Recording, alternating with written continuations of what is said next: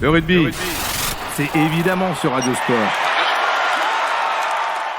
On se projette dans ce quart de finale qui arrive très très vite maintenant pour connaître l'adversaire de l'Argentine. On le rappelle, c'est la surprise du soir et de l'après-midi. Yann Borswick, bonsoir à vous. Oui, bonsoir tout le monde. On a du mal à s'en remettre du succès de l'Argentine cet après-midi. Et ils vont défier donc soit la Nouvelle-Zélande, soit l'Irlande. Alors vous, le Néo-Z, vous le Black, vous qui avez écrit tant d'ouvrages magnifiques sur ce pays qu'est la Nouvelle-Zélande, est-ce que les Néo-Z, est-ce que les Blacks vont être au rendez-vous ce soir plus fort que l'équipe numéro 1 du moment, c'est-à-dire l'Irlande?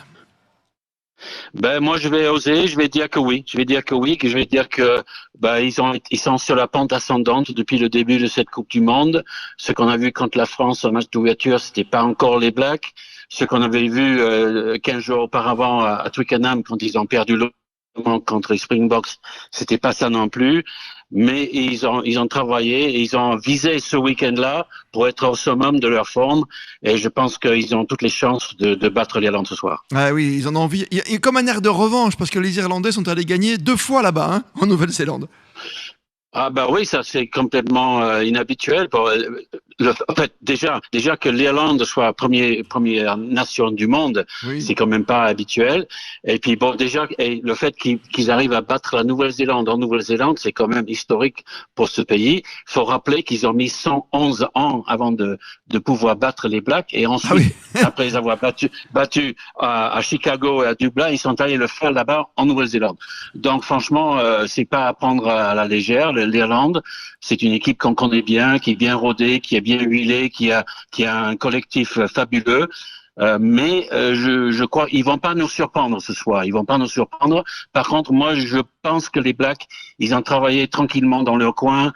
Ils étaient alors que tout le monde parlait de l'Afrique du Sud, parlait de la France, de Dupont et tout le reste. Les Blacks étaient tranquilles dans leur coin à travailler leur jeu, qui est fait, je le rappelle, de précision et de justesse et de précision dans l'exécution. Et je pense qu'ils vont nous surprendre ce soir.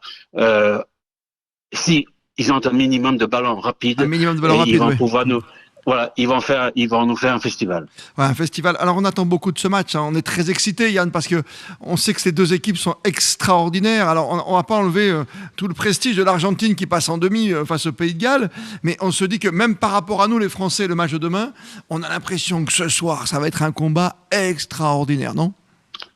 Mais ça va être extraordinaire. C'est comme le match de demain, d'ailleurs, France-Afrique du Sud. Ce sont 2 sommets, d'ailleurs. Là, c'est un week-end fabuleux. C'est 2 finales de Coupe du Monde dans un seul week-end. On est gâtés. On est vraiment gâtés. Même si, on peut dire que les dirigeants de World Rugby sont complètement bêtes d'avoir fait ce tirage comme ils l'ont fait. Toujours est-il qu'il y a 2 énormes matchs et à commencer par ce soir. Nouvelle-Zélande, disons, l'équipe mythique qu'on appelle mythique contre numéro 1 au monde. Donc, qui demande mieux? Qui demande mieux? Ben nous, on veut voir la Nouvelle-Zélande contre la France en finale, par exemple, au Stade de France. Non, mais c'est magique ce rugby. Ça serait à souhaiter, ça serait magique pour tous les amateurs de rugby, ça c'est sûr. Mais bon, pour l'instant, avec l'Argentine, on sait qu'il y a au moins une équipe de l'hémisphère sud en demi-finale. On verra s'il y en a d'autres déjà ce soir et puis demain. Yann nous a mis le doigt sur quelque chose qui est important tout à l'heure par rapport à la compétition, le fait de choisir 3 ans à l'avance finalement de tirage au sort. Il y a autre chose qui nous ennuie un petit peu. Je sais pas si ça vous ennuie, ça fait partie du rugby moderne. Quand on regarde les compositions d'équipe, il y a quand même pour l'Irlande 3 joueurs néo-zélandais naturalisés et pas n'importe lesquels. Oui, pas n'importe lesquels. D'ailleurs, l'ailier gauche de l'Irlande a été au même lycée que l'ailier gauche de Nouvelle-Zélande. C'est un peu cocasse, mais bon, c'est le monde moderne. On peut pas dire que l'Irlande est allée les chercher. C'est les gars qui étaient bloqués à leur niveau en Nouvelle-Zélande qui se sont dit tiens, je vais aller tenter le coup à l'étranger. Et il se trouve qu'ils ont trouvé en Irlande, ils ont trouvé un rugby qui leur convient. Et puis ils vont franchement le demi de mêlée Gibson Park, le centre Bundiaki qui pour moi le joueur de la Coupe du Monde pour l'instant, et puis l'ailier James Lowe. Et puis l'ailier James Lowe, c'est vraiment des joueurs clés de cette équipe d'Irlande.